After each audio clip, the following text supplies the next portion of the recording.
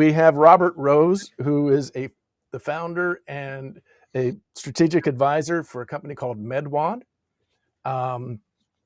And Bob has a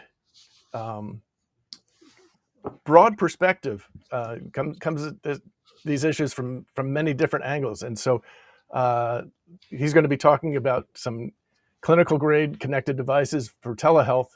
And obviously telehealth and remote monitoring are going to be an essential part of healthcare going forward. So Bob, welcome. Good to see you, and take it away. Thank you. It's good to see you, Alfred. My name is Bob Rose.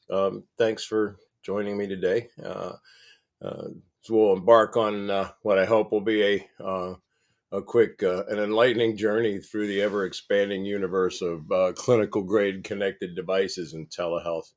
It's kind of like what I call the Big Bang theory of modern connected healthcare. It's where we are today, and at least in my opinion. I've been accused of being a telehealth pioneer, and I suppose there's some truth in that. Almost 11 years ago, a primary care physician and I started MedWand Solutions. It was the back of a napkin idea, excuse me, to develop a device that would enable a clinician to examine a patient in real time over the internet. The idea germinated in early 2014 when our sister called him from Chicago, and she was complaining of an upper respiratory infection. And he tried to auscultate her lungs using, his cell phone from Las Vegas to listen to her lungs in Chicago. And of course, that didn't work out real well. So hold on, see if I can make this slide presentation work here. There we go.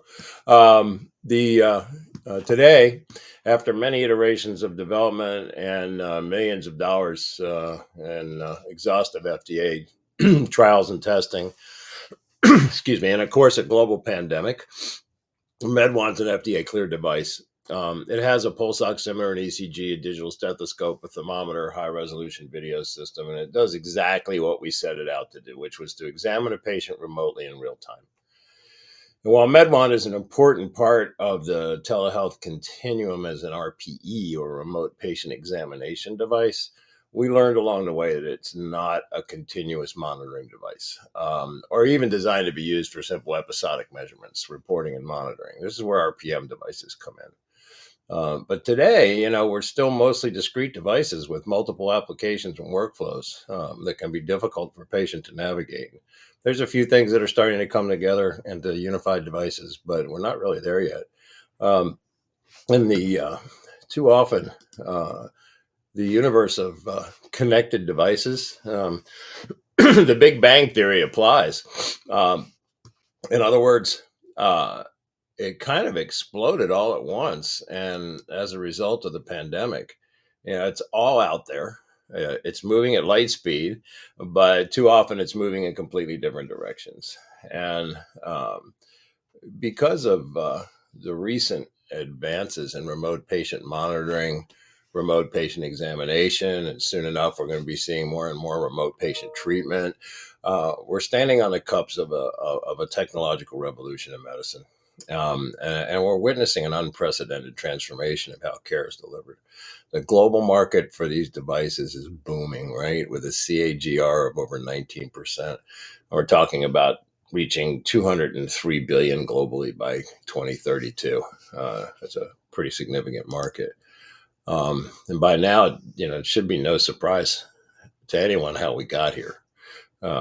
Before COVID, telehealth and home electronic monitoring were moving along at an extremely low speed as compared with many other modern technological innovations in healthcare. And then, COVID came along, you can see on the slide, 11% adaptation, and now we're at 76. COVID supercharged the emergence and deployment of clinical grade connected devices, and probably some not so clinical grade devices too. But for remote patient monitoring, it really fundamentally altered our healthcare landscape.